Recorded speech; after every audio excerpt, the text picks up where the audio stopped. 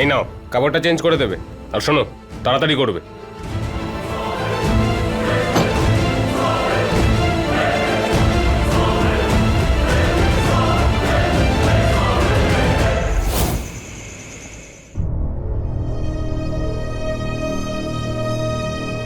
নিতিন, বেঁচে দিয়েছিস সব? টাকা জোগাড় হয়েছে? হ্যাঁ বাবা, একটা বন্ধুর সাহায্যে বাজারে সবকিছু বিক্রি করে দিয়েছি। পুরো 5 লাখ পেয়েছিস? না বাবা, 5 লাখ টাকা পাইনি, তবে 3.5 লাখ টাকা মতো পেয়েছি। এখন আমাদের আরো টাকা প্রয়োজন। নিতিন, এখন আমরা কোত্থেকে পাবো? যা কিছু ছিল সবই তো বেঁচে দিয়েছি, আর তো কিচ্ছু নেই আমাদের কাছে। জানকীকে কি করে বাঁচাবো নিতিন? কি করবো এখন? আমিও ঠিক বুঝতে পারছি না বাবা, যে সকালের মধ্যে টাকা কোথা থেকে আসবে। আর যদি সকালের মধ্যে টাকা না আসে, তাহলে দিদিকে কিভাবে বাঁচাবো? কেউ আছে? আমার খুব জল তেষ্টা পেয়েছে, প্লিজ কেউ একটু জল খাও আমাকে। আরে দেখ তো, মরে যায়নি তো? আরে মরে যাবে মানে? অজ্ঞান হয়ে গেছে, এক্ষুনি জ্ঞান ফিরে আসবে। এমনিতেও কাল ওকে ডেলিভারি করতে হবে। প্রচুর টাকা পাবো কালকে, বুঝলি? শোন, যদি ওর মা বাবা কোনো জায়গা থেকে টাকা তুলে এনে আমাদের দিয়েও দেয়, তাও কিন্তু আমরা ওকে ছাড়বো না, কারণ আমরা ওকে বেচে দিয়েছি। এই মেয়েটার মার বোকামির জন্য আমাদের 2 হাত ভরে টাকাই টাকা আসবে।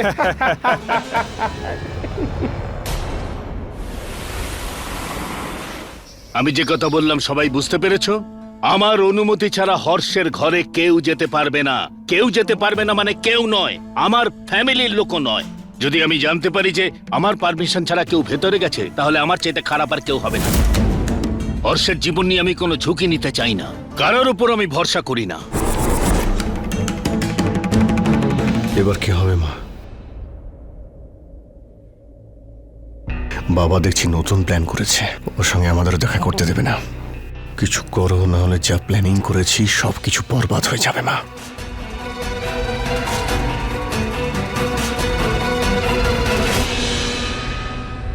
রাম, আমি কিচ্ছু শুনতে চাই না। আমি জানি তুমি কি বলতে চাইছো। ফ্যামিলির কাউকে তুমি হর্ষের সঙ্গে দেখা করতে দিতে চাইছো না, এটা তোমার ভুল। তুমি ওভার প্রোটেক্টেড হয়ে যাচ্ছ। হ্যাঁ, আমি ওভার প্রোটেকশন নিচ্ছি, সেই জন্য প্লিজ তুমি এখানে নাক গলাতে চেও না। যাও এখান থেকে। আমি যাচ্ছি রাম। আমি শুধু এটাই বলতে এসেছিলাম যে তুমি যা করছো একদম ঠিক করছো। যেভাবে একটার পর একটা হামলা হচ্ছে না হর্ষের উপর, যে সেটা দেখে আমারও টেনশন হচ্ছে। এখন তো আমার এটা মনে হচ্ছে যে এটা জানকীর কাজ নয় তো। হতে পারে যে ওর মাথায় এটা ঢুকে গেছে যে যদি হর্ষ ওর না হতে পারে, তাহলে ও হর্ষকে কারোর হতে দেবে না। তাই ওকে মারার চেষ্টা করছে। মানে আমার এটা মনে হচ্ছে, যদিও মায়ের কথায় চলে আসে এখানে, তাতে এরকম না হয় যে হর্ষর জন্য নতুন কোনো সমস্যা তৈরি হোক। সেই জন্য আমি তোমাকে রিকোয়েস্ট করতে এসেছি যে যতক্ষণ সবকিছু ঠিক না হয়ে যাচ্ছে, তুমি চেষ্টা করো যে জানকী এখানে যেন না আসে। রাম, আমি হর্ষর জন্য মানত রাখতে পাহাড়ের ওপর মায়ের মন্দিরে যাচ্ছি। খালি পায়ে সিঁড়ি ভেঙে যাব আর উপোস করে থাক যতক্ষণ না আমার ছেলের প্রাণ ভিক্ষা দিচ্ছেন। কত চিন্তা করো তুমি হর্ষকে নিয়ে। হর্ষ ছেলে যে আমার, যেমন রাজেশ, রুহি, শেখর আমার কাছে, সেরকমই তো হর্ষ। আচ্ছা, একটা রিকোয়েস্ট ছিল তোমার কাছে। আমি না মায়ের মন্দির থেকে একটা ফুল নিয়ে এসে হর্ষর মাথায় ছোঁয়াবো, যাতে মায়ের আশীর্বাদে ও প্রাণে বেঁচে যায়। তাতে কি আমি যেতে পারবো ভেতরে? হ্যাঁ, তুমি যাও না, এতে আবার জিজ্ঞেস করবার কি আছে? হর্ষকে তার শত্রুদের হাত থেকে বাঁচাবার জন্য এই সিকিউরিটি বসিয়েছি, তার মাকে তার সঙ্গে দেখা করতে আটকানোর জন্য নয়। হ্যাঁ,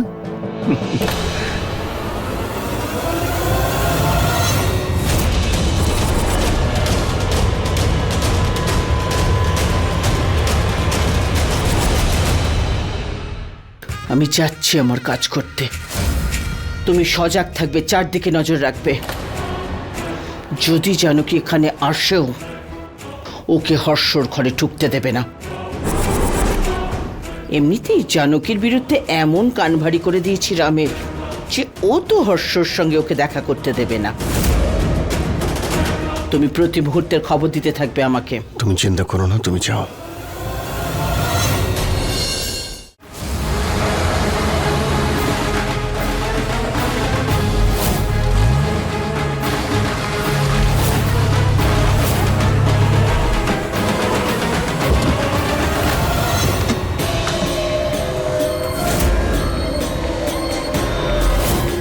দীপ, হ্যাঁ যা বাবা। যা বাবা। এই এত তারা কিসের? হ্যাঁ, এক হাতে টাকা দাও আর অন্য হাতে মেয়েকে নিয়ে যাও। তার মানে বাবা আর নিতিন আমাকে বাঁচাতে এসেছে? দেখুন দাদা, এই সামান্য সময় আমরা এইটুকু টাকাই জোগাড় করতে পেরেছি। আগেও বলেছি আর এখনো বলছি, পুরো টাকা ফেরত দিয়ে দেবো, শুধু মেয়েটাকে ছেড়ে দিন। এই নিন না, মেয়েটাকে ছেড়ে দিন না। বাবা আমি এখানে আছি বাবা। হ্যাঁ হ্যাঁ মা, চেষ্টা করছি আমরা। টাকা দিয়ে দিয়েছি মা। আরে ব্রিজমোহন বাবু, আমাদের বোকা পেয়েছো নাকি? হ্যাঁ, আমি এটা কখন বলেছিলাম যে আমার টাকাটা ইনস্টলমেন্টে ফেরত দেওয়া যাবে? আমি এটা বলেছিলাম যে পুরো টাকাটা দিয়ে নিজের মেয়েকে ছাড়িয়ে নিয়ে যাও। দেখুন দাদা, আমি কথা দিচ্ছি আপনাকে, পুরো টাকা ফেরত দেবো। চলো। আরে আরে কি করছেন? কি কথাটা তো শুনুন। আরে আমার দিকে যাবেন ছেড়ে দিন না। আপনারা। আমাদের কি করছেন? কথাটা শুনছেন না? মারবেন না, ওকে ছাড়ুন না প্লিজ। কি করছো নাকি তোমরা আমার বাবার সাথে? ছাড়ো ওনাকে। নিতিন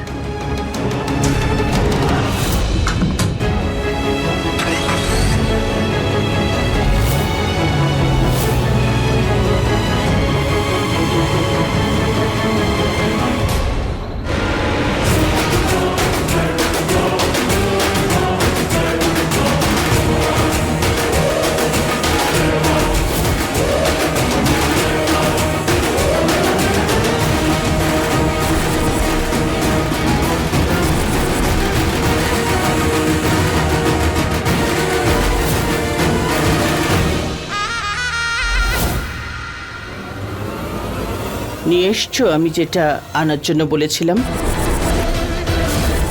এই নিন, এই ওষুধটা ভীষণই ভয়ঙ্কর। যাকে শেষ করতে চান তার বডিতে এটা শুধু একবার ইনজেক্ট করে দিন, কয়েক মিনিটের মধ্যেই শেষ। আর এর সব থেকে ভালো ব্যাপার হচ্ছে যে পোস্টমর্টমে মৃত্যুর কারণ এটাই দেখাবে যে ব্লাড ক্লট হওয়ার জন্যই মানুষটা মারা গেছে।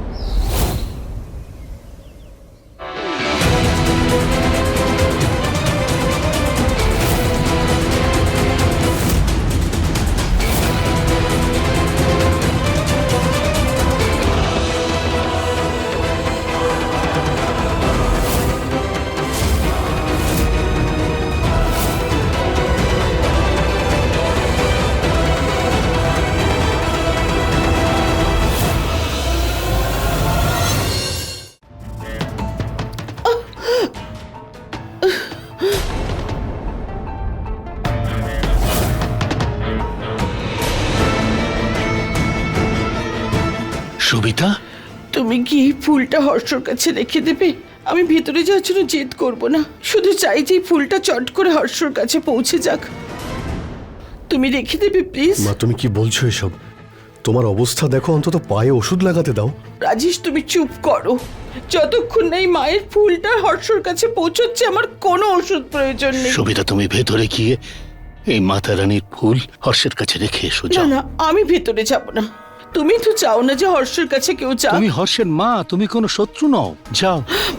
ঠিক আছে, যখন তুমি বলছো তো। সবিতা, আমি অনেক আশা নিয়ে অপেক্ষা করছি। হতে পারে মাতা রানীর আশীর্বাদে হর্ষ আবার সুস্থ হয়ে উঠবে। আমিও তাই চাই রাম। যাও সবিতা।